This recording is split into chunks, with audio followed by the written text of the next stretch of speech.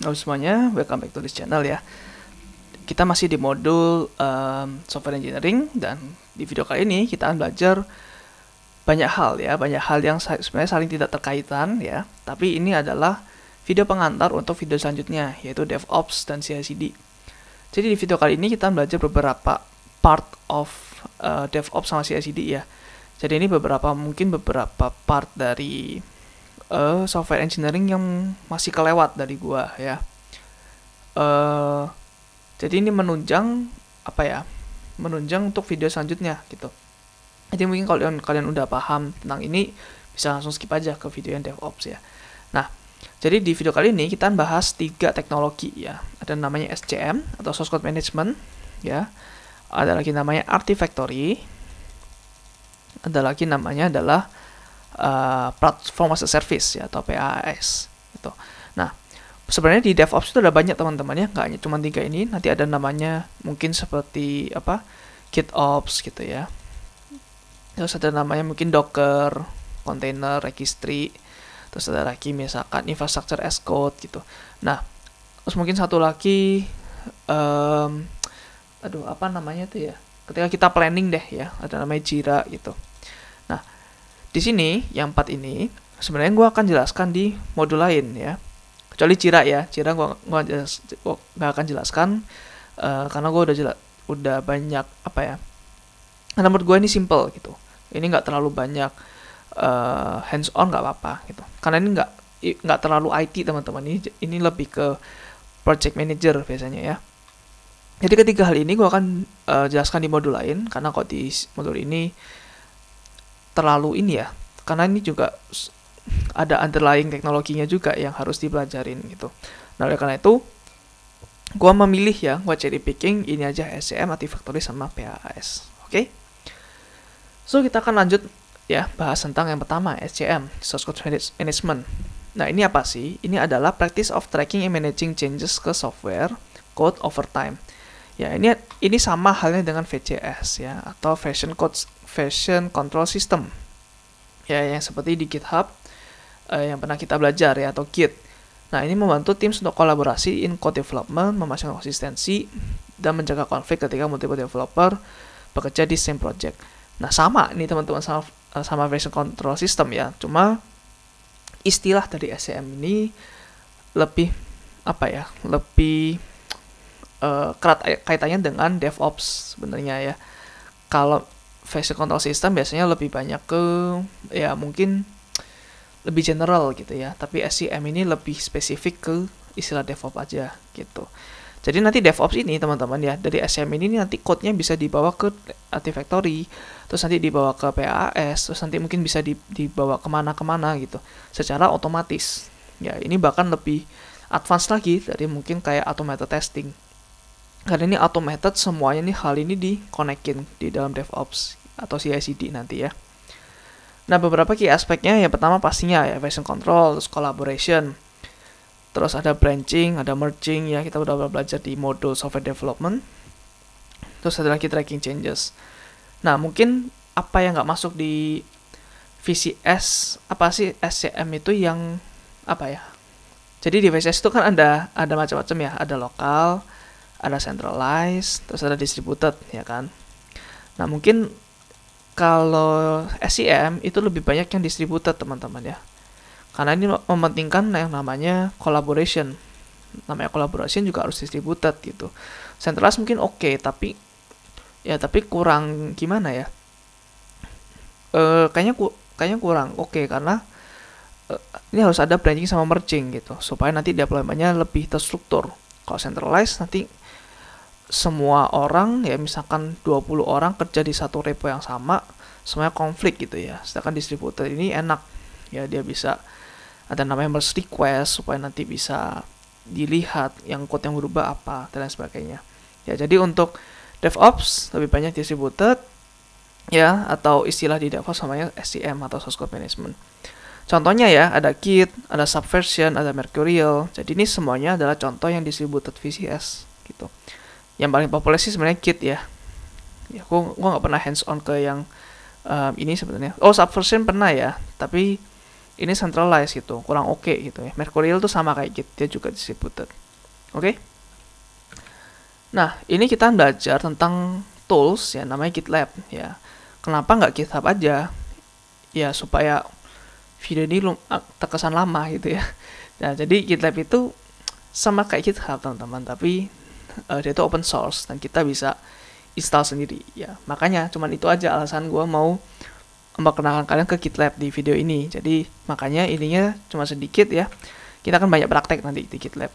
Jadi GitLab itu web-based DevOps platform ya, sama kayak GitHub, web-based juga. Yang menyediakan comprehensive suite of tool untuk managing entire software development lifecycle dari planning, coding, testing, deployment, dan selanjutnya.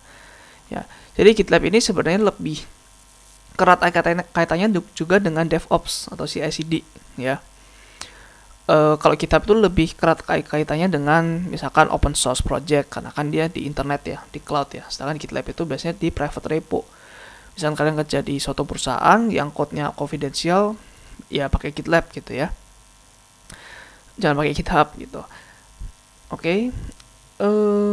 Nah, ini selain SCM, dia punya banyak sekali plugin ya. Terutama untuk CI/CD, dia itu sangat cocok digunakan untuk CI/CD, DevOps dan lain sebagainya. Ya, mungkin kalau kalian belum tahu DevOps CI/CD, mungkin bisa ke video selanjutnya dulu ya, baru ke video ini. Ya, kalau kalian nontonnya udah terbit ya video selanjutnya ya. Cuman selisih 4 hari doang. Oke. Nah, terus contohnya ya, contoh lainnya ya GitHub atau Bitbucket juga bisa. Ya, tapi terkenal ya GitLab sama GitHub doang sih. Ya, oke. So, di sini kita akan coba install GitLab ya, teman-teman. Jadi di sini gue mau pakai VM aja, karena kalau pakai Docker nggak bisa, karena MacBook gue ini sistemnya pakai ARM, sedangkan GitLab itu nggak bisa ya. Nah, jadi nanti gue ada instruksi-instruksinya ya, gue akan taruh di GitHub ya, sys.swe, kalian ikutin aja ya. Dan ini instalasinya ya, itu gue ambil dari link ini ya, linknya bisa kalian nanti lihat di deskripsi di bawah. Oke, so kita akan melakukan masing-masing di sini teman-teman.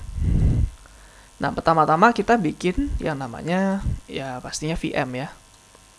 Kita create instance, kita kasih nama GitLab server gitu ya. Nah, jangan lupa ini kalau GitLab kalau bisa yang N2 ya, karena gue udah coba yang E2, RAM-nya 4 GB ya, yang dipakai tuh udah 3 GB-an ya, jadi lemot banget ya webnya. Jadi sebisa mungkin pakai yang 8 GB ya memorinya. Oke, ini ya 8 GB memori. And then untuk boot disk-nya pakai Ubuntu aja, karena gue tuh terbiasa pakai Ubuntu ya. Oke, terus firewall dua-duanya di allow ya. Oke, udah create. Kita tunggu sampai benar ya. Oke, ini udah terbentuk dengan baik, udah jalan. Kita connect ke SSH-nya ya. Oke, kita tunggu dulu ya sampai keluar terminalnya. Oke, ini udah keluar. Sekarang kita lakukan ini ya. Ini sesuai dengan instruksi yang ada di link ini ya, yang di kanan atas. Kita pertama mengupdate dulu ya, supaya software tetap up to date. Harusnya cepat ya. Terus kita kita akan menginstal ini semua ya. Oke, ini BTW untuk keseluruhannya ya. Nah, oke, ini yang nanti gua akan upload di GitHub. Terus kita install beberapa ya, ada curl, ada SSH, ada CI certificate untuk HTTPS. Terus ini gue nggak tahu TC data itu apa. Terus Perl itu untuk biasanya untuk tool untuk banyak hal Perl ini ya. Ini kayak Swiss Army knife untuk string biasanya ya di dalam Linux gitu. Oke, terus kita juga install Postfix nanti ya, karena untuk membuat user ya nanti perlu email. Jadi Postfix itu adalah SMTP server untuk email. Oke, ini oke aja. Oke, enter lagi. And then terus ini ya, kita dapetin script ya, SH-nya ke sini. terus kita jalanin di bash. Nah, ini agak lama teman-teman ya. Jadi gue coba akan pause dulu nanti ya. Oke, ini akan lama karena dia akan melakukan apt-get update dan lain sebagainya gitu ya. So, see you ya di oh sorry, berarti yang lama yang ini. Ya, yang lama yang ini. Oke. Nah, sekarang kita ambil dulu teman-teman external IP yang di sini ya. External IP kita ambil, kita paste di sini sekarang ya. Nah, di sini, seperti ini, terus kita install ya. apt-get install GitLab EE. EE itu artinya Enterprise Environment. Oke, nah ini agak lama nih karena 1 GB ya. Jadi kita tunggu dulu sampai selesai. Oke, jadi ini udah kelar ya. Nah nih GitLab should be available at ini ya. Kita coba kunjungin.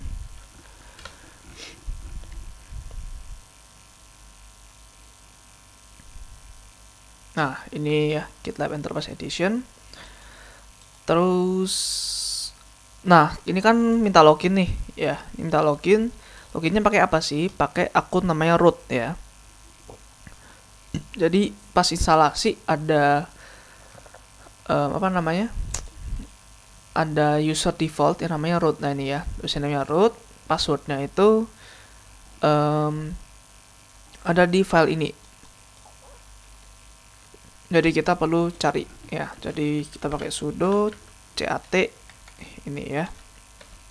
Nah ini adalah passwordnya ya. Kita copy, kita taruh di sini ya. Kita root ini, copy, sign in. Oke, jadi ini adalah dashboard dari GitLab ya teman-teman ya. Di sana ada project, ada group, ada issues. Issues itu ketika mungkin ada SAST ya. Correct me if I'm wrong ya teman-teman. Gua kurang mempelajari tentang hal ini.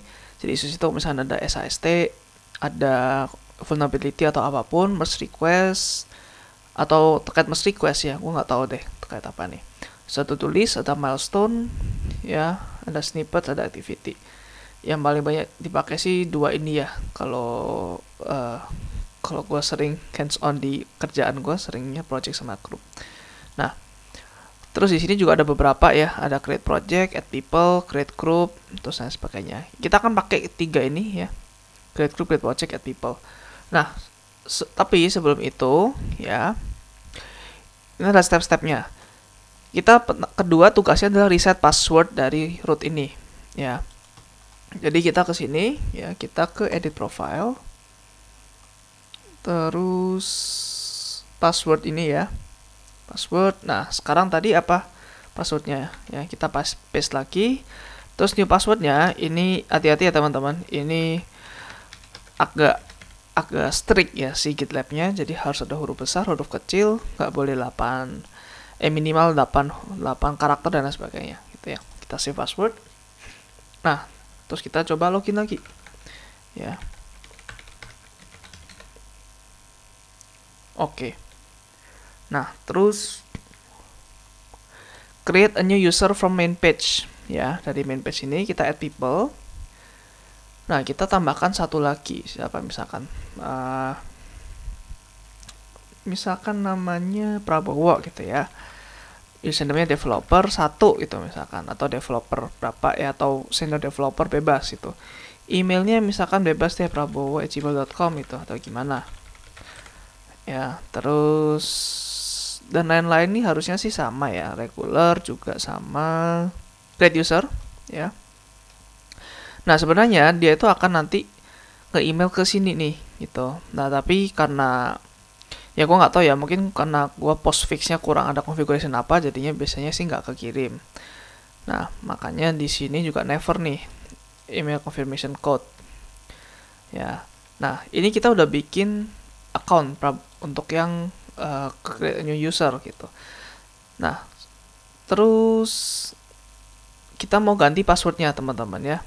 Oleh karena itu kita ganti password dari ini. Pertama-tama kita klik edit yang ada di sini. Terus kita bikin password di sini ya. Nah ini adalah password yang diset oleh root ya. Ini biasanya sih security standar kayak gini ya teman-teman ya. Yang bagus sih seperti ini. Kita set passwordnya, nanti dia login dengan password ini gitu. Nanti dia akan login dengan password itu nanti ya. Oke, terus logout. Terus kita coba login pakai user developer 1 tadi. Nah, karena ini passwordnya kita set ya, si rootnya yang set, maka ini ada prompt lagi untuk ganti passwordnya gitu ya. Ini sih gue pakai password yang sama aja lah ya.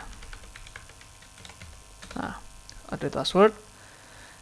Oke, login lagi. Agak repot ya teman-teman, karena kalau secure memang harus agak sedikit repot ya. Itu adalah hukum alam udah.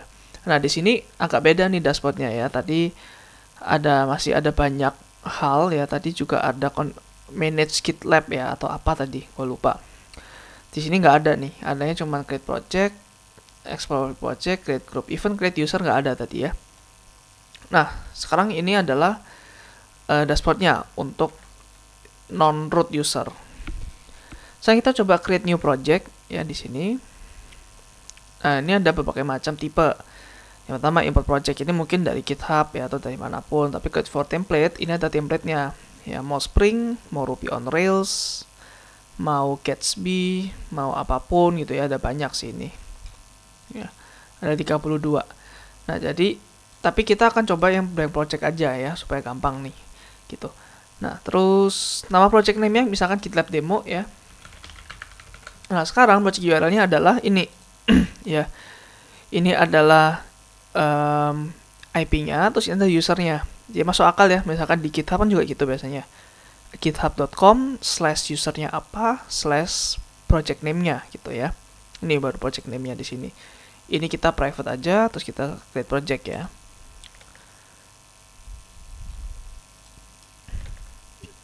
Nah, oke, udah kebuat. Dan ada warning ini nih, you cannot pull or push teknologi pakai SSH. Repository pakai SSH sampai kalian nambahkan SSH ke profile. Nah, maksudnya apa sih? Maksudnya kalau kalian clone ini ya, ini kan ada dua macam nih, ada pakai SSH, ada pakai HTTP. Nah, kalau pakai SSH harus ada ininya, SSH key-nya ya. Nah, cara nambahinnya, jadi kita bisa langsung ke sini ya, atau mungkin kalau misalkan kalian nggak sengaja silang ya, ini karena ada silang di sini ya. Kalau misalkan kalian nggak sengaja silang, kalian akan ke mana tadi, preferences ya. Di sini preferences, terus ada SSH keys. Nah, ini kita add new key di sini.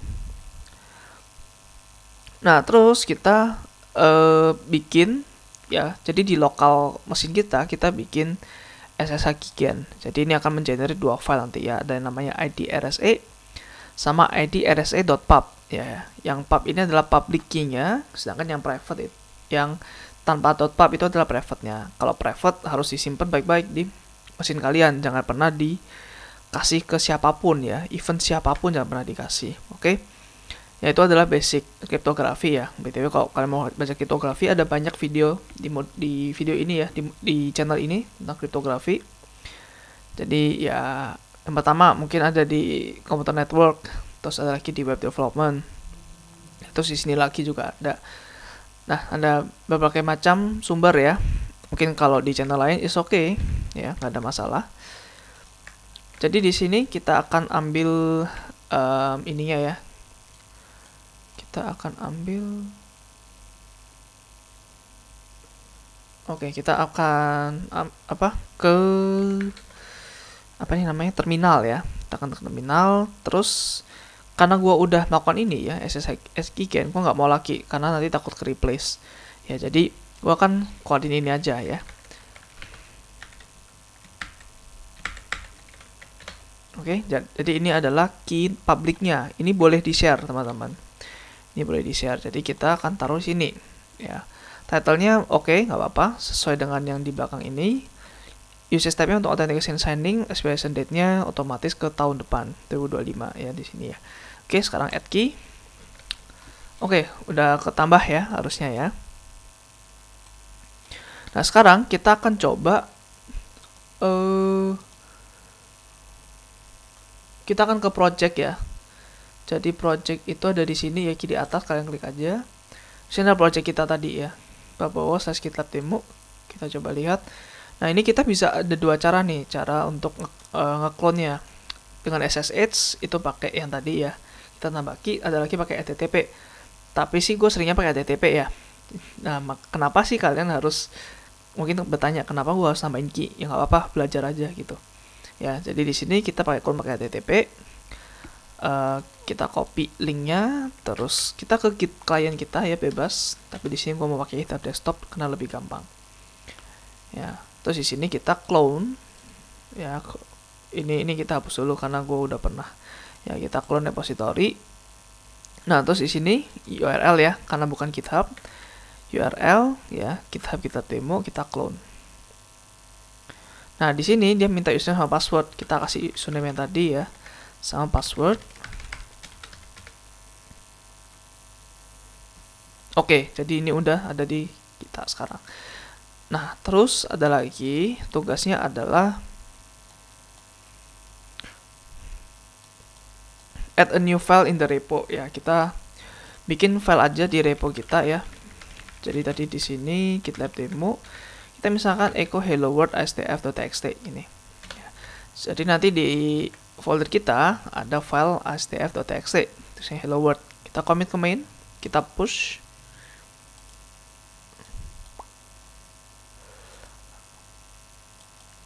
Oke, terus kita refresh. Nah, ini ya, ada create astf.txt. Sekarang namanya beda ya, nama gua nih, bukan Prabowo lagi. Karena memang di Git klien gua ini ya, nama gua ini gitu. Nah, kalau kalian lihat di sini ini sudah ada ya kebentuk. Nah, seperti itu. Oke, sama kayak GitHub biasa sebenarnya.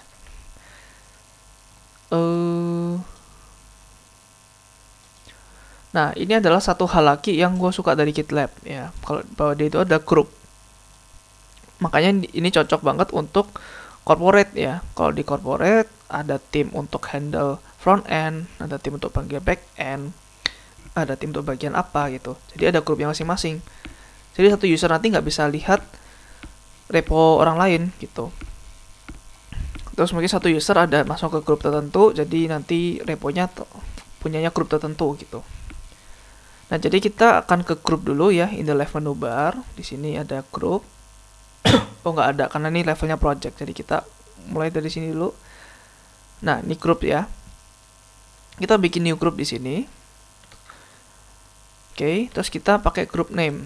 Ya, misalkan software engineering ini ya, software engineering. Terus Oke, terus kalian lihat di sini grup URL-nya ini ya, sama kayak user, ya sama kayak user, mirip-mirip. Role-nya software developer nggak apa-apa. Ini ya untuk learn the basic of Git. Terus, nah emailnya nggak usah skip aja ya. Jadi kita create group dulu di sini. Oke.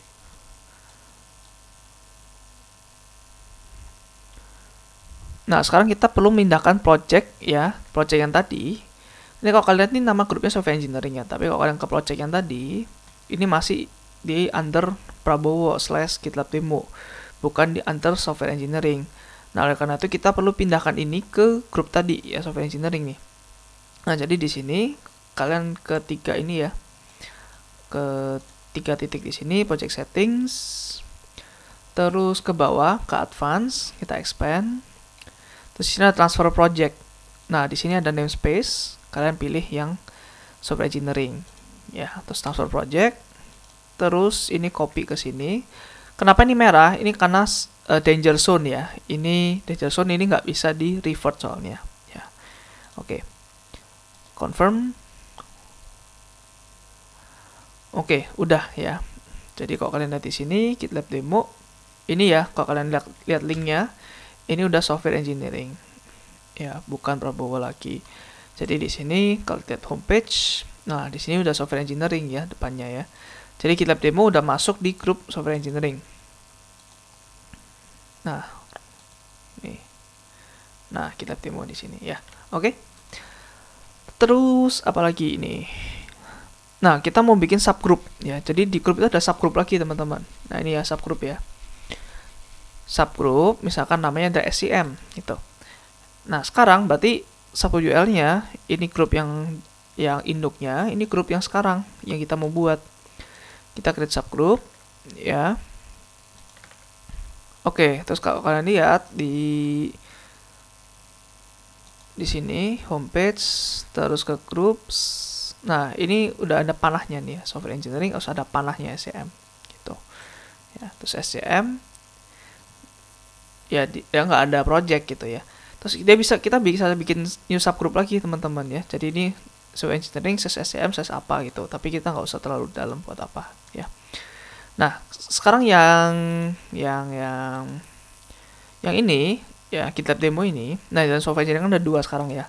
Ada code ya, lambangnya kayak gini, terus ada lagi group lambangnya kayak gini. Jadi GitLab demo kita mau masukin ke SCM ya. Ya, gue berharapnya itu semudah ini ya, semudah klik gini aja bisa ya, tapi ternyata nggak bisa. Jadi kita harus ke GitLab demo sama kayak tadi ya, project settings, terus advance.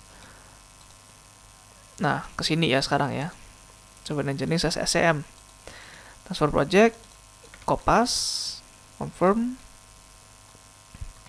Udah deh, sekarang ke update nih ya path-nya ya. Kalau kalian lihat di sini. Kalian klik ke project. Nah, ini sekarang software engineering SCM GitLab demo. Kalian ke groups. Ya, di sini ada panah. Oke, sini ada panahnya lagi ke GitLab demo gitu. Ya, itu adalah basicnya teman-teman ya, basicnya dari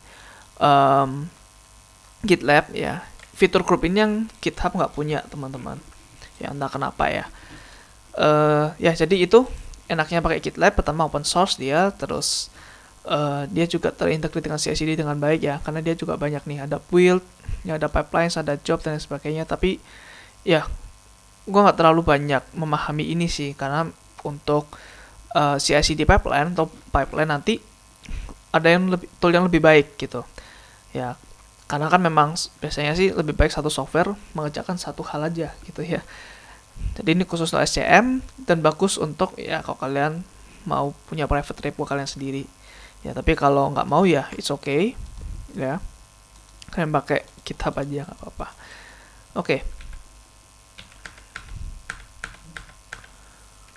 Nah, jadi ini beberapa yang gua kelewat ya. Ada CI/CD pipeline, terus ada merge request ya, ada vulnerability scanning juga, dependency management, even Maven pun juga ada ya bawaannya ya. Terus ada monitoringnya ya, bahkan monitoring juga ada nih. Terus ada issue dan board juga. Terus ada kayak epic-nya ya, semacam epic yang pernah kita bahas di video-video pertama modul ini ya, terkait apa user story dan lain sebagainya gitu.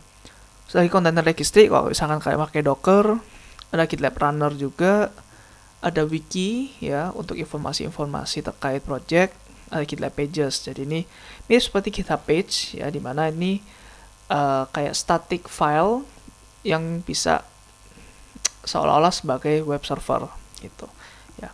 Oke, so ini aja teman-teman untuk SCM. Next kita akan bahas tentang Artifactory ya. Oke, setelah belajar tentang GitLab, kita akan belajar tentang Artifactory teman-teman ya. Atau kita udah belajar tentang SCM ya, nggak cuma GitLab aja harusnya. Oke, kita akan belajar tentang Artifactory. Jadi apa sih itu Artifactory ya? Artifactory itu adalah binary repository manager yang bisa membolehkan developer untuk menyimpan,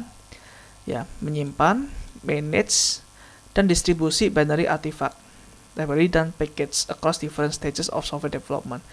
Ya, mungkin secara simpelnya adalah kalau kalian melakukan Maven ya, Maven kalian coba import jar ke Java secara otomatis, itu Maven akan, ini misalkan code kita Java ya, terus ini adalah Maven, nah, kita integrasi dengan Maven ya untuk nge-import jarnya.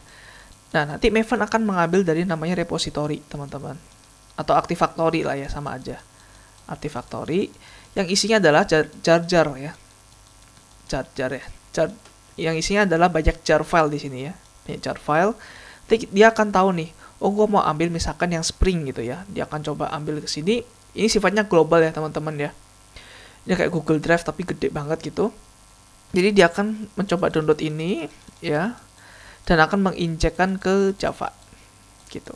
Ini adalah Artifactory.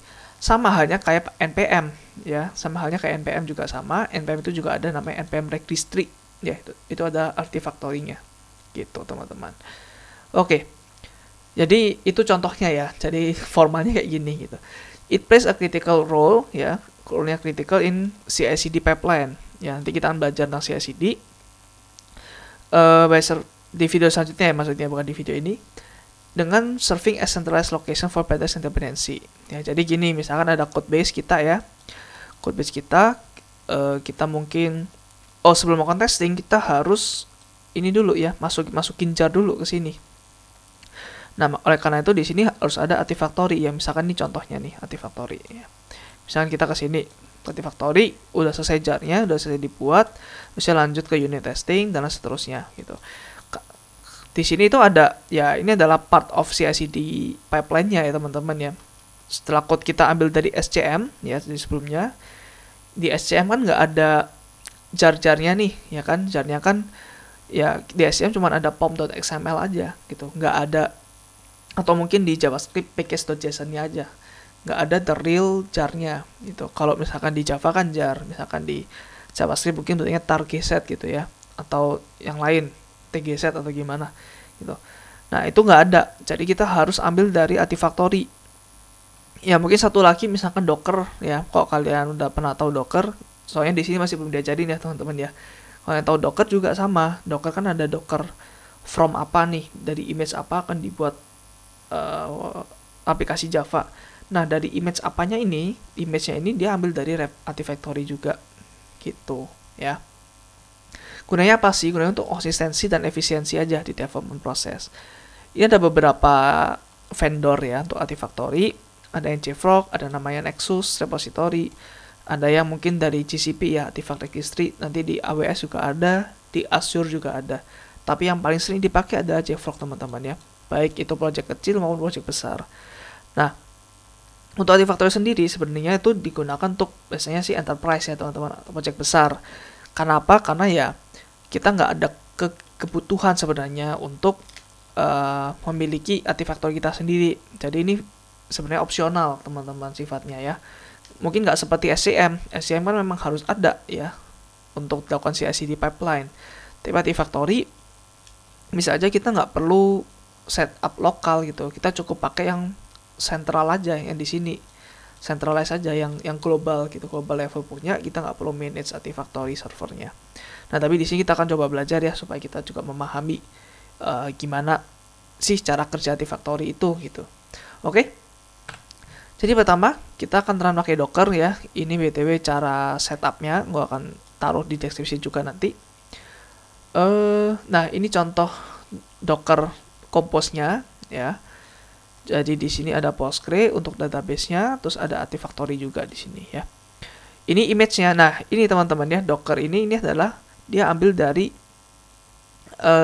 Docker Registry namanya ya. Itu adalah kayak Artifactory juga sebenarnya. Ini juga sama.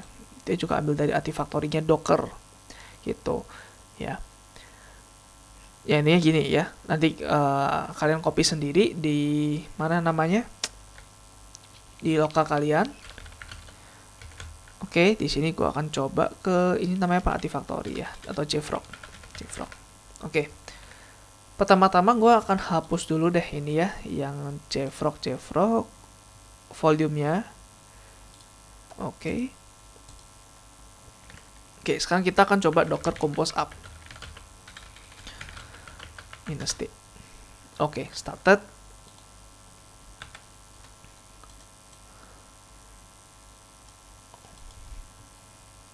Oh ya, BTW nanti ini juga ya. Kita perlu put system.yaml di JFrog Home Artifactory var etc. Ya, jadi JFrog Home itu gua udah setting ya. Gua ada di udah ada di sini ya. Dokumen JFrog.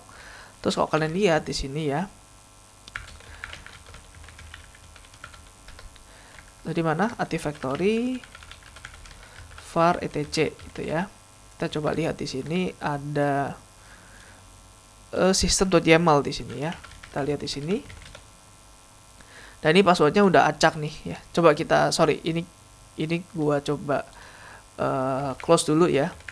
Yang tadi documents, Docker Compose, gua coba matikan dulu.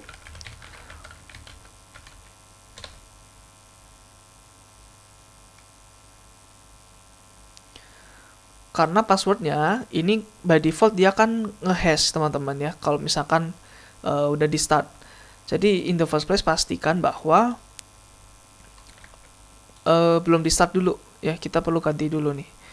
Jadi tadi ada JFrog, oke, cuma satu ya, JFrog data. Oke. Tadi di system.yaml di sini ya teman-teman ya. Sorry di sini. Nah, ini kita coba ganti dulu system.yaml-nya. Kita coba ganti passwordnya jadi maaf. Jadi password juga gitu.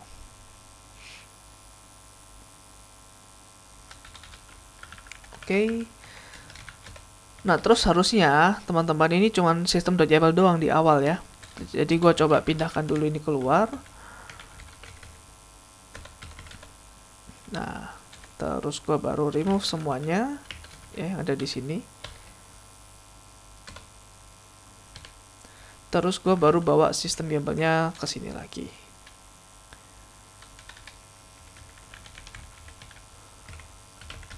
Oke, jadi sekarang udah sistem YAML ya. Kita coba lihat yang di luar. Nah, di luar juga ada macam-macam ya. Kita coba keluar, harusnya ada etc doang nih. Jadi etc-nya gue bawa keluar ya. Terus gue remove semuanya juga. Terus gue baru bawa etc-nya ke sini lagi. Nah, harusnya seperti ini teman-teman ya. Ini benar. Gitu. Jadi default etc, terus di sini ada system.yaml. Oke, sekarang kita coba start ya di sini docker compose up -d. Oke, coba kita lihat. Ini BTW teman-teman startingnya agak lama ya. Jadi nanti kita kalau udah selesai kalian akan ke localhost 8082 di sini. Oke, ini udah selesai teman-teman ya. Nanti kalian ke localhost 8082. Terus kalian akan ke username sama password di sini ya. Admin password ya. Admin password, kita login. Nah, terus akan tampil seperti ini ya. Ya kita skip aja di sini. Oke, jadi kita akan coba ini dulu ya, lihat-lihat dulu. Ada apa aja di sini ya? Ada Artifactory, packages with artifact. Nanti kita belajar satu-satu ya. Ini maksudnya apa? Nanti X-ray ini kita nggak akan pakai semua teman-teman ya. Gitu ya. Kebanyakan kita akan pakai ini, terus nanti ada administration juga ya. Jadi nanti ada namanya project. Ini sih jarang dipakai sebenarnya. Ini juga jarang. Repositories. Ya, ini nanti kita akan lihat juga ya. Jadi yang akan kita pakai nanti ada repositories di sini, terus di application, di artifact di sini ya. Oke, itu aja sih teman-teman sebenarnya yang penting ya. Kita juga bisa create repo di sini dan seterusnya. So, kita akan coba ikutin aja tutorial di PPT ini dulu ya. Berarti kita ke application tab, kita ke integration ya. Jadi ada di sini application, terus integration di sini. Terus kalian tambahkan Maven ya. Sini ada Maven, terus ke setup ya, terus add prefix yang namanya itu SWE gitu. Nah, nanti dengan ini kita akan bikin ada 5 repository ini ya. Ada yang jenisnya lokal, nanti kita akan belajar itu apa. Ada yang jenisnya remote, ada yang jenisnya virtual. Ya, untuk yang lokal, namanya ada 2 nanti ya. Ada yang snapshot, ada yang release. Kita akan nanti belajar maksudnya apa, dua-duanya. Yang remote juga ini namanya, yang virtual juga ada ini sama ini. Gitu ya, kita create. Oke, successfully ya, continue. Ini apa nih? Oh, ntar dulu ya. Oke, kita ke Artifactory dan ke Artifact. Nah, ini ada macam-macam sekarang ya. Ada 1, 2, 3, 4, 5 ya. Yang cache ini biarin aja. Yang cache ini soalnya untuk yang remote aja sih. Jadi ini hiraukan aja ya teman-teman ya. Jadi kalian fokus ke yang 5 ini ya. Libs release, libs snapshot, ini lokal, remote. Nah, ini jenisnya tadi lokal repository, ini jenisnya adalah remote repository, dan ini jenisnya adalah virtual repository ya. Oke. Jadi kita belajar dulu ya, apa itu package? Ya, package itu ini loh. Package itu, nah ini ya. So, apa itu package? Package itu adalah collection of file or metadata yang bisa distributedkan bisa diinstal, dan bisa di-deploy. Package itu adalah Related Specific Package Management System seperti NPM, Maven, dan lain sebagainya. Gitu. Jadi package itu kayak sesuatu build yang udah kita selesai bikin, ya, kalian upload ke JFrog, itu jadi package namanya, ya.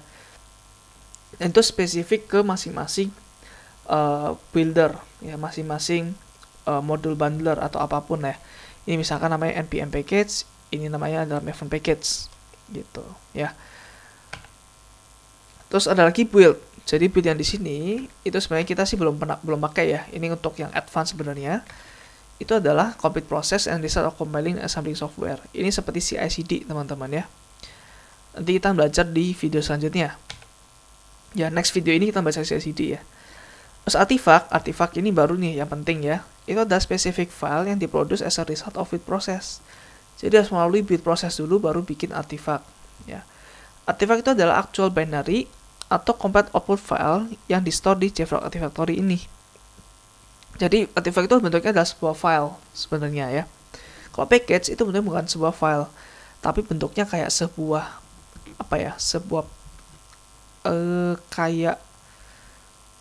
kayak yang namanya paketan nggak cuma satu ya isinya, bisa aja banyak gitu.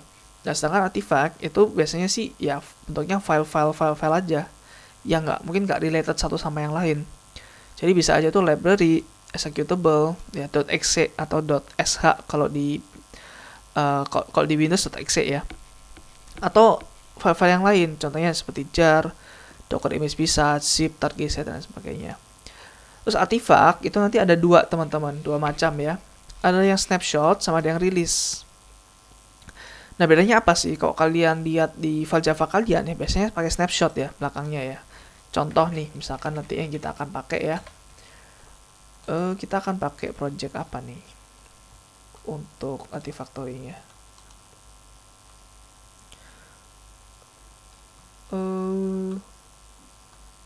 Oke, sebentar.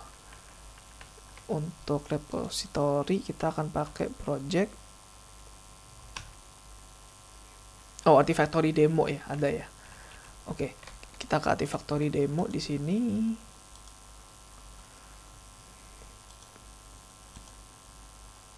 Nah, oke, nanti ada di GitLab ya, di GitHub ya teman-teman ya.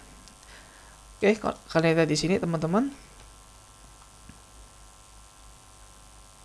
Nah, biasanya sih di sini ada snapshot ya, biasanya. Coba kalian lihat di sini. Ini karena gua udah ganti kemarin, sorry ya. Nah, biasanya sih kayak gini ya, ada dash snapshotnya ini. Nah, bedanya apa sih snapshot sama release? Jadi kalau snapshot itu yang ada tadi suffix snapshotnya. Kalau release biasanya nggak ada ya. Snapshot itu represent artifact yang masih under development sebenarnya ya, dan mungkin masih sering berubah. Terus snapshot ini sering dipakai ketika development cycle, ketika artifactnya belum final. Jadi masih bisa misalkan versi 1.0.3. Nah, itu kalian misalkan mau ubah versi itu masih bisa gitu ya. Itu namanya snapshot. Jadi itu mutable, frequent changes, dynamic versioning. Sedangkan kalau release, once kita udah bikin 1.0.3, kita nggak bisa nge-replace lagi gitu, karena udah release. Ya bayangin kalau kalian mau download software ya, misalkan versi 1.0.3 udah ada loh gitu, kalian download itu, terus kalian udah paham, udah yakin nih, ini gue pakai 1.0.3, terus ternyata developer softwarenya mengupdate versi yang sama 1.0.3 dengan code yang beda. Nah, nanti orang yang pakai yang beda ini ya akan konflik sama kita gitu. Code-nya berjalan, tapi di kita nggak jalan, padahal versinya sama. Nah, mungkin versinya sama, tapi ternyata code-nya beda. Nah, itu makanya release itu nggak boleh sama gitu ya. Makanya ini harus final, stable version of the artifact yang ready for production use. Kalau mau beda gimana? Ya udah, naikin satu level, jadi 1.0.4. Jadi once a release is deployed, is considered immutable, ya, dan seharusnya nggak pernah di change or overwritten. Jadi ini immutable, stable, sama fixed versioning, ya. Itu beda sama snapshot. Oke, terus kita masuk ke repository. Ini adalah logical dan physical storage unit di JFrog Artifactory, ya. Jadi ini kayak sebuah folder lah ya, kayak sebuah folder di mana kita bisa store dan manage artifact. Ya, artifact itu yang kayak sebelumnya ya, package atau build.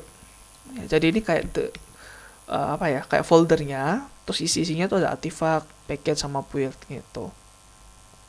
Terus kita bisa melakukan versioning, storing, dan distribute komponen di dalam di hal yang secara organized. Ya, tipe-tipenya apa? Repository. Tadi kita udah lihat ya, ada lokal. Jadi ini kita nge-store package atau artifact di lokal artifactory-nya gitu. Nah, kalau remote itu adalah kayak proxy-nya aja ya, caching proxy for external repository. Contohnya misalkan ada code kita di sini ya, kita ke JFrog kita. Nanti JFrog itu yang akan mendapatkan ke Maven Central ya. Nah, yang sebelumnya kalau kita tanpa JFrog kita bisa langsung ini ke sini. Nah, tapi sekarang JFrog itu sebagai proxy-nya aja ya ke sini. Jadi kita nge-retrieve package dari repository dan dia di-cache secara lokal di sini. Nah, gunanya buat apa sih harus ada remote? Gunanya ya supaya kita bisa sebenarnya makan proxy ya. Kita supaya kalau biasanya di enterprise environment kita bisa tahu code ini kira-kira nge-query apa aja sih, ya mau dapetin Maven apa aja, kira-kira ada yang vulnerable atau enggak, kira-kira ada yang bermasalah atau enggak Mavennya gitu. Ya sebagai monitoring aja sih sebenarnya ya, monitoring sama kontrol di versi-versi yang aman gitu. Misalkan dulu ada sempat vulnerability log4j yang sangat heboh ya. Nah, itu bisa melakukan remote code execution dengan gampang ya, sangat-sangat gampang. Jadi JFrog ini ya udah jangan sampai ada nge-get ke Maven yang versi log4j itu gitu. Ya, itu gunanya remote. Kayak proxy aja ya. Sama kayak gunanya proxy server buat apa gitu. Sama menjawab gunanya remote ini buat apa. Terus virtual itu dia nge-group ya beberapa multiple local sama remote repository ke single logical unit aja. Jadi kita kalau ke virtual kita nggak tahu nih ini lokal atau remote. Jadi ini dia di grouping gitu ya. Ada yang lokal, ada yang remote. Itu namanya virtual. Itu ya. Ini consist of these two ya teman-teman ya. Oke. Terus kita coba nge-edit ini ya, situ SWE libs release lokal. Kita coba lihat di sini. Berarti itu adalah sebuah repository, teman-teman ya. Repositories di sini. Oke, kita tunggu dulu, agak lemot nih, teman. Nah, di sini ada yang lokal, ada yang remote, ada yang virtual gitu. Nah, ini by default udah ada ya, jangan ini hiraukan aja nggak apa-apa. Terus ini ada remote, ada yang virtual gitu. Kita ke lokal dulu ya. Kita coba ke mana tadi? Libs release lokal ya. Nah, kita ke sini.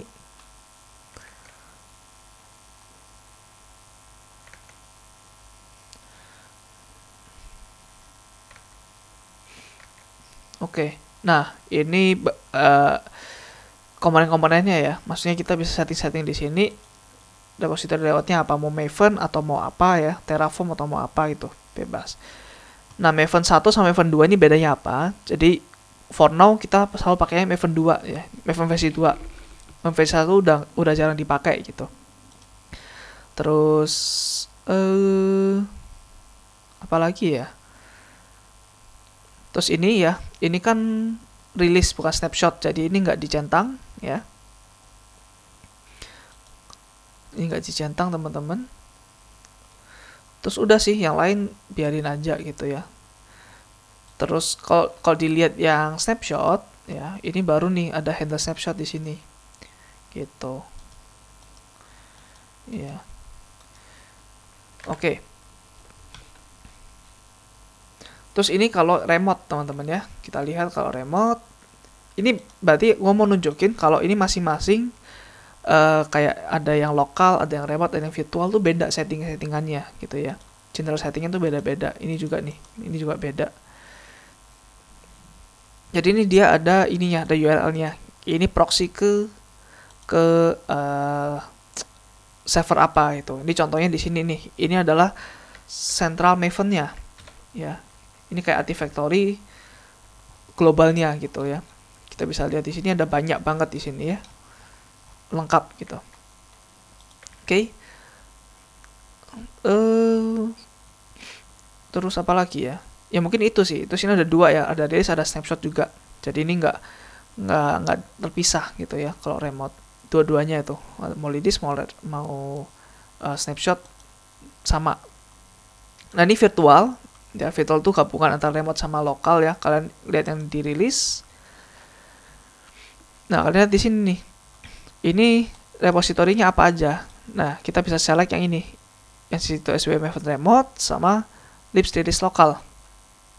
Ya. Nah ini kenapa? Ini karena dua-duanya snapshot. Ini kan rilis di sini. Makanya yang ini aja. Gitu ya. Oke. Ya itu untuk yang virtual ya, settingannya kayak gini, beda lagi gitu. Oke, sekarang kita akan mencoba setup Maven dengan JFrog ya. So di sini di application artifact sini ya, application artifact.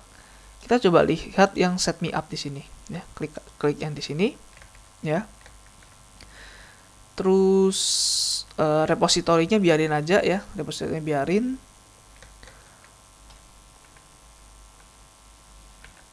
Oh ini cara-caranya, sorry ya. Ini udah ada cara-caranya. Jadi repositorinya biarin, terus kita kasih password kita yang tadi. Tadi kan 1, 2, 3, 4, 5 ya. 1, 2, 3, 4, 5. Oh password. Ya sorry, 1, 2, 3, 4, 5 itu SonarQube. Karena kebanyakan tools. Oke. Nah ini sampai sini dulu ya. Kalian coba webnya sampai sini dulu. Sekarang kita akan coba bikin .m2 di home folder kalian. Jadi home folder di mana? Kok kalian cuman cd, teman-teman ya, cd gitu aja ya. Ini adalah home folder kalian. Kalian pwd, ini adalah home folder kalian. Nah, kalian bikin folder namanya .m2 karena di sini gua udah ada, teman-teman ya. Di sini ada .m2 ya. Gua coba masuk, terus ini ada beberapa, teman-teman. Nah, nanti kalian bikin aja setting XML di sini ya. Terus ini yang tadi ya. Nah, terus di sini ini kan snapshotnya apa gitu ya. Pakai snapshotnya apa. Ininya apa gitu. Jadi kalau kalian lihat ini semua adalah virtual repository. Yang di semua virtual repository. Terus kalian klik generate settings. Nah, ini adalah setting yang akan kita copy ke settings.xml yang ada di sini. Ya. Gunanya buat apa sih? Ini untuk nandain aja kalau sekarang kita pakai proxy loh, kayak misalkan yang tadi ya. Sorry ya. Nah, misalkan ini. Instead of kayak gini, kita sekarang kayak gini loh, gitu. Flow-nya. Seperti itu ya gunanya ya. Oke. Nah, sekarang ini kalian ganti dengan username kalian gitu. Ini juga ganti dengan password kalian ya. So ini contoh ya, gua akan copy ya, gua akan coba ke settings.xml. Gua backup dulu deh yang ini settings.xml nya.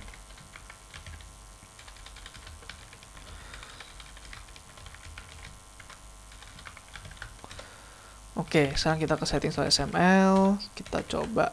Nah, ini ya. Sekarang kita ganti yang ini ya. Current username-nya apa sekarang? Admin kan ya, harusnya ya. Sorry.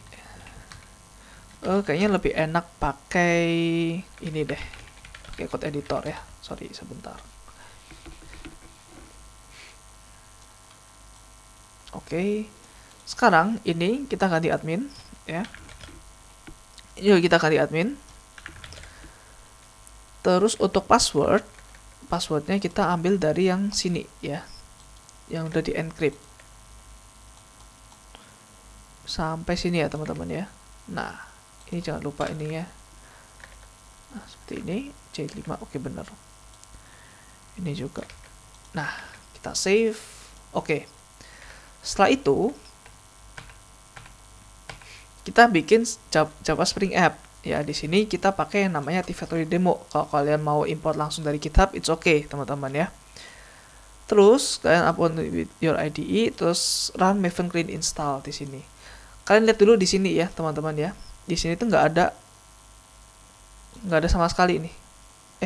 Kok ada? Sorry, harusnya nggak ada ya. Oke, kayaknya karena volume gua nggak kehapus semua deh. Harusnya di komputer kalian nanti nggak ada gitu. Terus kalian nanti coba Maven clean install di sini. Ya, Maven clean install.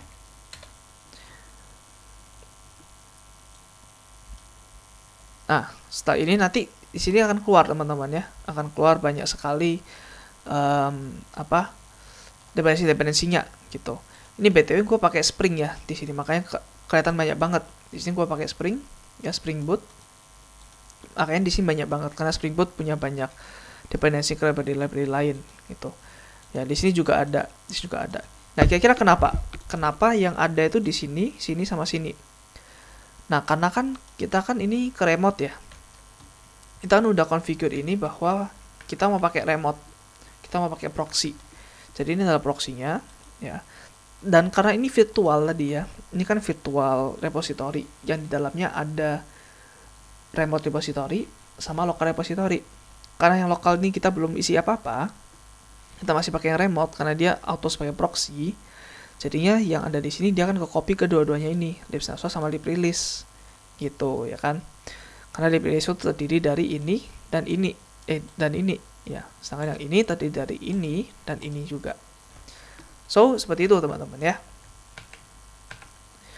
Oke, terus sekarang kita ke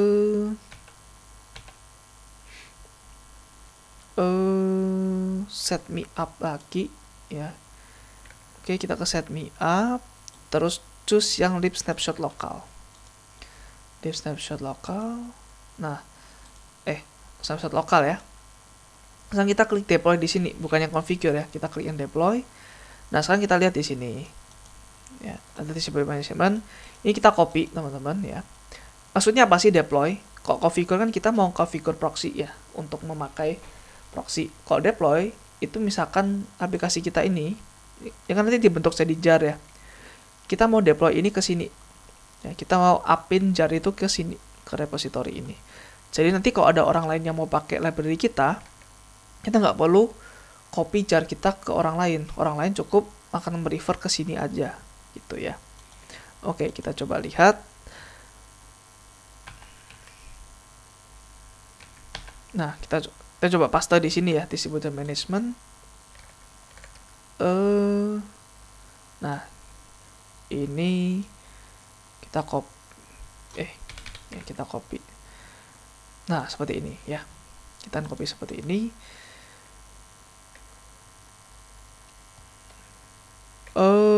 Ya, terus kita akan deploy ya. Ini apa ya? Oh, ini projectnya ya. Sorry, ini agak lama soalnya PPT-nya. Jadi kita coba akan melakukan Maven clean deploy ya.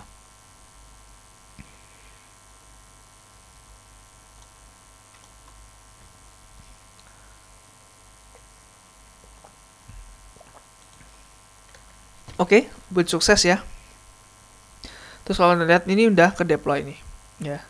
Kenapa 881? Karena 882 itu untuk UI-nya, 881 itu untuk proxy untuk deploy-nya, teman-teman. Ya, kalau kalian lihat di sini sekarang ya, kita refresh. Oke, jadi di sini itu udah ada nih ya, sys2 SWE inventory demo. Terus ada snapshot-nya. Sini juga ada jar-jarnya di dalam ya. Tuh. Nah, ada jar-nya, ada POM-nya dan lain sebagainya. Jadi ini cara kita untuk nge-deploy ke ini teman-teman ya, untuk ke snapshot lokal. Nah, kalau rilis gimana? Ya, kalau rilis ya karena nama versi kita itu masih snapshot. Ya, mana? Masih snapshot, jadinya kita ke snapshot, teman-teman. Nah, gimana caranya ke rilis? Ya, kita coba lihat di sini ya. Nah, sekarang kita ke lib release lokal. Di sini set me up. Yang release lokal. Oh ya, BTW teman-teman, kalau kalian deploy itu selalu ke lokal ya, perspektifnya gitu, selalu ke lokal. Ya yang pasti nggak mungkin ke remote dong ya, nggak mungkin ke Maven global gitu. Kalian ke lokal, terus nanti yang di lokal ini dia si virtualnya akan tahu nih gitu. Karena kan gabungan kan dari lokal sama remote. Jadi kalian lihat di sini, ini ada 62 nih di sini harusnya. RS load more.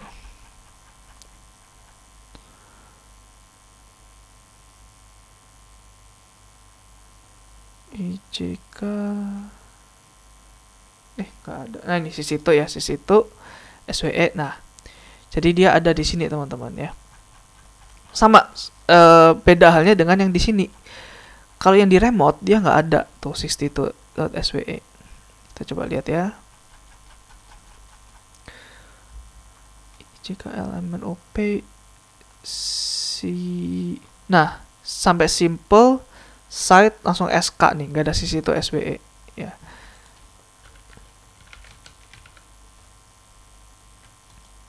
Nah, makanya ini gabungan dari ini sama ini tadi. Oke, sekarang kita coba yang ke rilis ya, karena rilis ini belum ada apa-apanya nih gitu. Sekarang kita set me up, kita ke yang rilis lokal ya. Kalau yang rilis doang, ini gunanya untuk kita get ya, karena udah ada remote, udah ada lokal gitu ya. Jadi cocok untuk get. Kalau untuk deploy ya, kita ke sini ya, ke lokal. Terus kita deploy, kita copy yang ini doang ya, repository doang. Ya, repository doang, terus kita copy ke sini teman-teman ya. Nah, kita copy ke sini. Nah, kalian beda ini snapshot repository, ini repository. Jadi ini untuk yang rilis ya. Oke, kalian save, coba kalian Maven clean deploy lagi. Coba kalian lihat. Oke, build sukses ya. Dan sekarang kita akan refresh. Nah, ini masih nggak ada. Kira-kira kenapa nih? Ya, kenapa yang rilis masih belum ada? Karena namanya itu masih snapshot di belakang. Ya, kalau kita hapus, ya maksudnya berarti udah rilis 1 ya. Kita hapus nama snapshotnya, kita coba clean deploy. Nah, build sukses ya. Kita coba refresh. Nah, ini ada sekarang di rilis ya. Gitu teman-teman. Jadi itu kita harus configure juga nih snapshot repository sama repositorinya, terus gantung namanya. Kalau namanya udah nggak ada snapshotnya, dia akan ke release. Kalau memang ada snapshotnya, dia akan ke snapshot repository. Ya, gitu ya. Dan ini sama aja sih, karena gue masih ingat. Nah, it's recommended to deploy on the local repository daripada virtual, karena lokal itu punya full control over artifact management. Sedangkan virtual repository ya hanya serve as proxy kan, dia juga ada remote-nya gitu loh. Jadi nanti takutnya bingung, ini yang remote atau yang lokal gitu. Oke. Jadi sebisa mungkin aplikasi kita di lokal aja ya, nggak usah di-publish ke global gitu. Nah, ini BTW kalau kalian penasaran ya tentang Artifactory DB di Postgre, isinya apa aja itu seperti ini. Gua nggak akan jelaskan ke kalian karena terlalu kompleks. Oke, itu aja teman-teman untuk Artifactory. Selanjutnya kita akan belajar tentang Platform as a Service. Oke. Nah, selanjutnya kita akan belajar tentang PaaS ya, atau Platform as a Service. Nah, jadi ini ada sebenarnya masuk ke ranah cloud computing ya teman-teman ya, tapi gue mau coba menjelaskan di sini karena biasanya sih kebanyakan CI/CD atau DevOps pipeline biasanya sih dia mengupload ke PaaS ini gitu. Nah, PaaS ini adalah teknologi yang memprovide developer dengan platform untuk build, deploy, dan manage aplikasi tanpa complexity of maintaining underlying infrastructure. Ya, maksudnya apa? Gini, we just give the source code ya. Jadi ada source code SDSCM itu kita kasih ke PaaS provider ya. Contohnya kayak ini ya. Nah, providernya akan bertanggung jawab untuk nge-build code ya. Misalkan nih di Java. Jadi PaaS itu dia punya Maven-nya ya. Jadi nanti dia akan Maven package sendiri, dia akan bikin jar ya. Terus dia akan nge-run sendiri Java minus jar-nya itu gitu. Class path-nya nanti mereka sendiri yang atur ya. Dan mendeploy itu sampai kita bisa menggunakannya ya. Contohnya macam-macam. Itu yang terkenal dan namanya Heroku ya. Ini sih cloud ya, berbayar juga. Ya ada versi gratisnya sih. Tapi kita nggak bisa install sendiri nih gitu. Terus kalau di ranah enterprise ya ada dua ini ya. Yang pertama OCP atau OpenShift Container Platform, dia punyanya Red Hat ya. Of course dia juga bayar. Gua nggak tahu apakah ada kayaknya ada sih community editionnya ya. Pivotal Code PCF juga ya, Cofounded juga bayar gitu. Ini di ranah corporate atau enterprise, ini ranah individual. Nah, mungkin kalian udah paham ya, aku mau pakai yang mana ya. Ya, aku mau pakai yang Doku ini.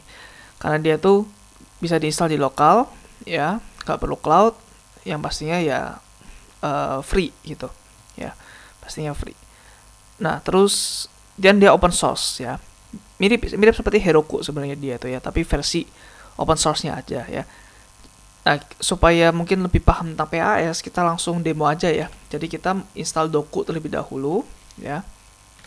Ini juga sama ya seperti SCM, gue juga ada pasang ini ya, cara-caranya gitu. Oke, yang pertama kita akan bikin dulu ya instance, Compute Engine instance, Doku server. Ya, ini E2 aja cukup, nggak perlu N2 kayak GitLab ya. Boot disknya kita juga pakai yang namanya Ubuntu. Oke, terus kalau HTTP sama TTPS, ya udah, terus kita create. Nah, ini sambil menunggu ya. Jadi ini beberapa cara instalasinya, gua ambil dari sini ya. Gua ambil dari sini cara instalasinya.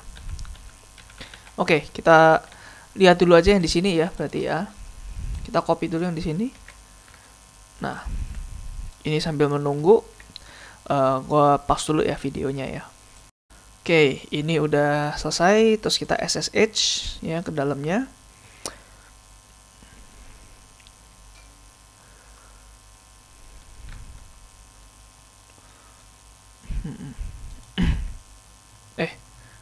Apa ini? Separate all tabs. Oke. Nah, terus kita coba tadi ya, run ini. Oke, and then nah, kita akan nge-run ini. Ini berarti versinya versi 0348 ya. Sepertinya masih kurang major ya untuk Doku ini. Kayaknya masih baru nih, versinya masih versi 0, versi majornya. Oke. Nah, ini kayaknya lumayan lama teman-teman ya. Jadi gua coba pause dulu videonya. Oke, ini udah keinstall. Terus dia ada ini ya. Setup a user SSH key for deployment by passing the public SSH key. Nah, ini mirip ya, mirip seperti GitLab ya, yang tadi kita coba. Jadi kita perlu tambahkan public key ke dalam sini. Nah, jadi kita copy ya ke sini ke clipboard. Mana tadi? Nah, kita coba CAT yang ini. Nah, ini ya, kita copy. Terus kita akan lakukan ini ya. Miripin ini aja gitu ya. Ada echo, terus petik, terus pipe, terus doku ssh add keys admin. Ini ya, enter. Oh, oke, berarti harus pakai root teman-teman ya. Harus sudo di sini, sudo. Oke, udah masuk. And then kita set ini ya. Nah, di sini kan ada external IP. Jadi kita copy ke clipboard. Terus kita run ini ya. Jadi ada doku, sudo berarti ya, sudo doku domains set global ya. Ini IP kita gitu. Nah, sekarang kita akan mencoba pakai Java application ya, Java Spring, pakai Skywalking demo yang keempat ya. Jadi kan terkait apa namanya? Terkait monitoring ya, di video sebelumnya kita udah belajar pakai Skywalking ya. Jadi kita ada project kan ya, Skywalking demo 4. Itu adalah project untuk cuma nerima aja ya, nerima API, path-nya adalah slash API slash ini ya, Skywalking demo 4 ya, path-nya adalah slash API slash like and subs gitu. Dia nggak ada dependensi ke yang lain-lain supaya lebih simpel aja gitu ya. Nah, terus kita lakukan git init ya. Jadi contoh di sini ya. Sebentar.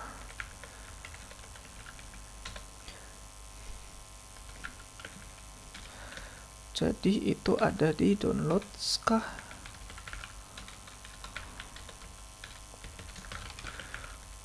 Doku.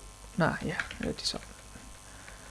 Nah, ini BTW gue udah ganti nama projectnya teman-teman ya. Yang mungkin awalnya Scala Plugin Demo 4, gue ganti jadi Doku Demo gitu. Biar mungkin lebih enak aja sih ngetiknya. Ya, terus di POM-nya juga gue ganti. Udah sama di POM-nya aja gitu. Nah, di sini belum ada kitnya ya. Jadi kita git init di sini ya. Kalau kalian belum install Git, silahkan install Git dulu ya, karena nanti kita akan langsung deploy pakai Git gitu. Jadi kita akan lihat ya maksudnya gimana. Jadi Git init, nah ini tambah ya Git plus 7. Kalau kalian lihat di sini, ini udah ada .git-nya. Jadi ini udah dianggap sebagai Git repository. Terus kita tinggal git add ya, semuanya akan kita add, terus kita commit ya. Namanya init aja udah. Nih. Ya, kita git status, harusnya semuanya udah up to date ya. Nih. Login tree clean ya. Oke, terus sekarang kita, nah kalau git ya itu kan ada namanya centralized ini ya, centralized server biasanya atau git server. Kita udah pernah belajar ya pakai GitLab yang sebelumnya, terus kita belajar pakai GitHub, terus even kita belajar bikin git server kita sendiri gitu. Nah sekarang di sini yang kita install ini, Doku ini, dia juga punya git server teman-teman ya. Ini ada git server. Jadi di sini kita akan mencoba tambahkan remote-nya tuh ini. Ya, remote-nya adalah Doku server ini gitu. Ya, remote-nya di sini. Nah, jadi kita tambahkan nih ya git remote add doku, terus ini adalah usernya, ini adalah external IP servernya, terus pakai titik 2, terus ini baru nama aplikasinya kita apa gitu ya. Sekarang kita akan coba git remote add doku add, terus tadi ya ininya, terus nama aplikasinya gini ya. Nah sekarang kita kalau lihat git remote ada doku nih di sini ya. Nah sekarang kita coba push ya, tadi kan kita cuma commit nih. Nah sekarang kita coba push ya. Oh ini kurang push nih ya, git push doku main. Oke. Jadi sekarang git push doku main ya. Jadi di sini kita akan coba nge-push code kita ya. Ini kan cuma code base nih, kita nggak akan maven atau apapun, kita nggak akan apapun nih. Ini hanya code base. Atau even gini deh ya, atau even gue coba maven clean ya, biar targetnya hilang di sini, biar gue nggak terlihat mencurangi ya. Nih ini targetnya hilang, berarti udah nggak ada jar di sini ya at all. Nah jadi oke, mungkin git status, nah clean ya, karena target tadi masuk di git ignore. Nah sekarang kita coba push ke dokumen ya. Nah ini dia akan melakukan deployment ke PAS-nya ya. Jadi nanti doku dia akan ambil source code kita, dia akan punya maven-nya sendiri, bahkan dia bisa tahu oh ini project Java Spring nih, gua akan melakukan ini gitu. Sampai akhirnya sampai berjalan. Nah, coba kita lihat ya. Kita yes. Nah, kita coba lihat per masing-masing lognya. Ya, mungkin agak lama tapi nggak apa, kita cuma lihat aja di sini. Oke. Nah, ini lihat ini ada Heroku ya, berarti dia ada kaitannya sama Heroku nih. Heroku is gitu ya. Oke, nanti kalau lognya jalan lagi gua play videonya ya, teman-teman. Ya, ini jalan sedikit. Nah, ini ya, Maven ya. Java App Detected, dia install OpenJDK ya, dia executing Maven. Nah, ini dia download ini nih ya. Ini di servernya dia download dependensinya untuk Spring. Ya, karena Spring banyak ya, jadi dia akan download semuanya. Ini di server dia ya, bukan di server kita nih. Ini dia berjalan di server yang ini. Yang ini nih. Gitu. Kita tunggu aja ya. Nah, build sukses. Kan dia udah download. Terus apa nih? Nah, no port set, setting for random open high port. Nanti kita baca tentang ini ya. Kita lihat ini nih penting dia, 44155 nih portnya. Oke, releasing doku demo. Oke. Nah, ini dia jalanin nih sekarang ya. Dia jalanin, ada banner springnya.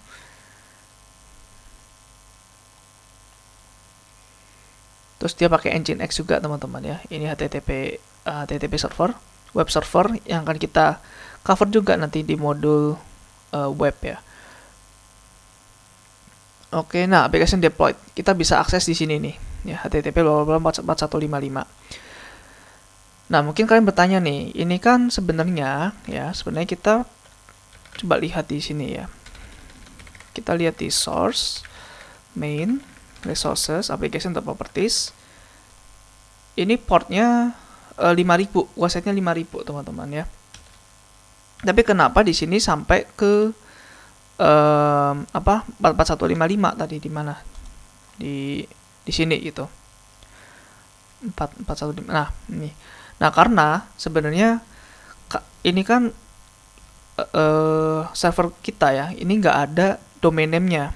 Ya, aku nggak kasih domain name di sini. Jadi ini murni ini ya, karena kita set globalnya murni IP. Jadi dari mereka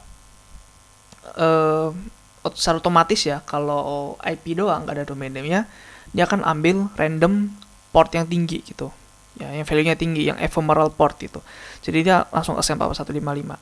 Ya, karena kayak anggap aja aplikasi kita tuh cuman kayak bukan aplikasi yang benar-benar dipakai user gitu. Makanya by default dia ke sini gitu ya. Oke, kita langsung ke ini dulu ya. Ini nanti step-stepnya. Oke, sekarang kita coba ke sini ya. Tadi kan aplikasinya udah di-deploy ke sini ya. Nah, sekarang kita coba curl ke sini, curl. Lewat sini ya. Ini berarti dia kayak nge-get gitu ya. HTTP ini. Aduh, salah. Kurang spasi, guys. Nah. Sebentar, kenapa lama ya?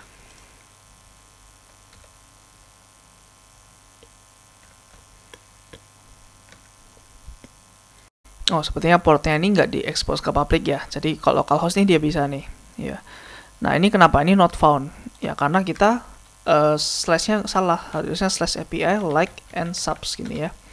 Nah, dia baru benar nih. Lower from Skywalking demo 4. Ya. Nah, ini adalah aplikasi yang udah di-deploy. Jadi kalian lihat ya.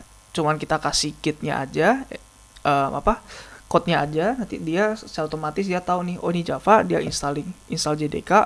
Dia install Maven, terus dia nge-build Maven-nya, terus dia sampai nge-run di sini gitu ya. Nah, kalau kalian lihat di sini ya ada lognya teman-teman ya. Jadi nama aplikasinya doku demo. Kita bisa lihat lognya ya. Doku logs doku demo gitu. Nah, ini adalah lognya teman-teman ya. Nah, terus kalau kalian hit di sini ya. Ini kan kalau kalian cuma ke sini doang, ini adalah port 443 ya, karena HTTPS. Tapi kalau kalian ke sini, ini port 80 karena HTTP. Nah, ini adalah Nginx, teman-teman. Ya. By default dia Nginx, kecuali kalau kalian nanti pakai domain name, ya kalian nanti bisa deploy di port 80 ini. Jadi langsung aplikasi kalian. Tapi karena sayangnya ini IP biasa, jadi ini diarahin ke Nginx. Nah, jadi dia ada embedded Nginx server ya. Kalau kalian lihat di sini ya, kalian nanti harus ke sini ya. Home, doku demo ya, karena ini nama aplikasi kita. Jadi nanti dia akan membuat user juga nih gitu ya. Usernya namanya doku. Jadi home doku ya, ini user sendiri ya. Terus ini ada aplikasi kita doku demo. Kita ke sini. Terus kita lihat yang nginx.conf ya, konfigurasi nginx. Oke, kita perlu pakai sudo. Nah, kalian lihat di sini dia itu sebenarnya servernya itu nge-listen ke port kita tadi ya, 44155. Nah, di sini 44155, tapi di sini 5000 nih gitu.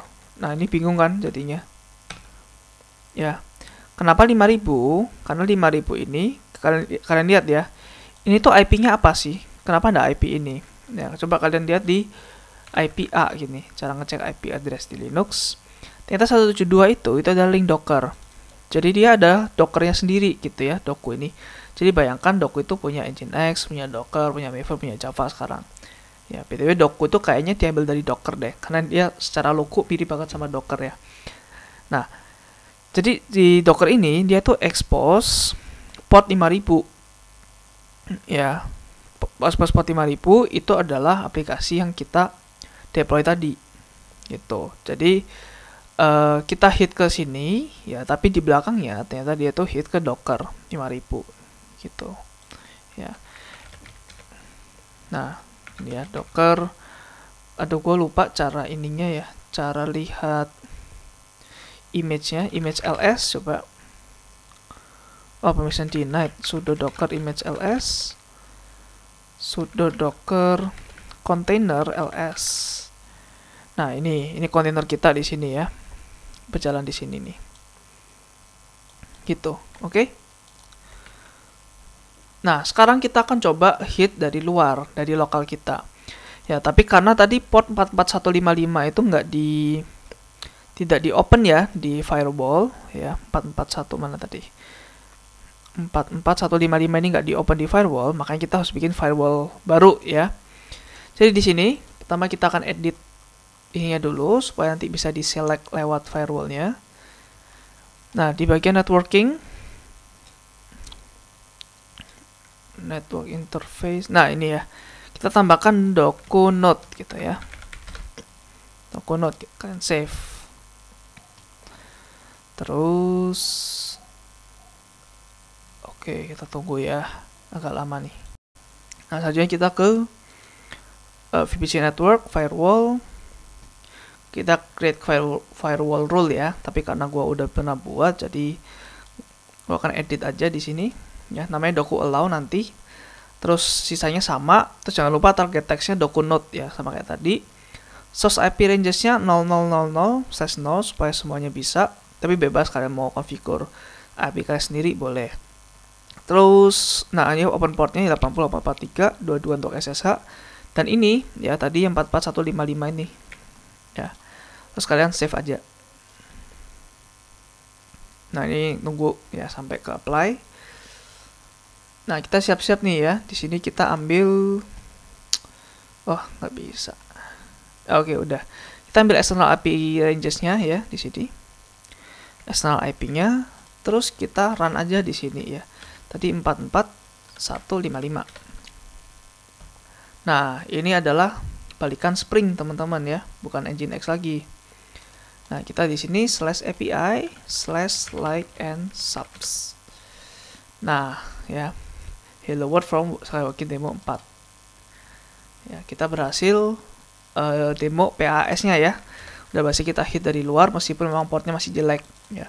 Ya mungkin satu PR lagi bahwa ini harus ada domain name sama kok bisa pakai HTTPS ya. Gua ada video tersendirinya di modul web untuk cara mengenable HTTPS ya. Untuk networking juga gua udah jelaskan tentang DNS itu apa. Oke. Jadi itu teman-teman ya untuk PAS ya. Kita selanjutnya akan bahas yang lebih penting ya daripada video ini. Sebenarnya bukan video ini nggak penting ya, tapi ini hanya pelengkap untuk selanjutnya. Jadi jangan langsung ke DevOps kalau belum mengerti di video ini gitu ya. So itu aja teman-teman ya, di video ini kita belajar banyak ya, hands on semua ya tentang SCM, Artifactory, JFrog, SCM-nya GitLab, terus untuk PAS-nya kita pakai Doku. So itu aja teman-teman ya untuk video kali ini. Thank you udah nonton sampai akhir, thank you udah sabar menonton sampai akhir. Kalau kalian merasa terbantu, boleh donasi ya lewat link Saweria dan deskripsi di bawah, supaya gue lebih semangat membuat video-video lagi. So itu aja teman-teman, thank you, see you next video, bye bye.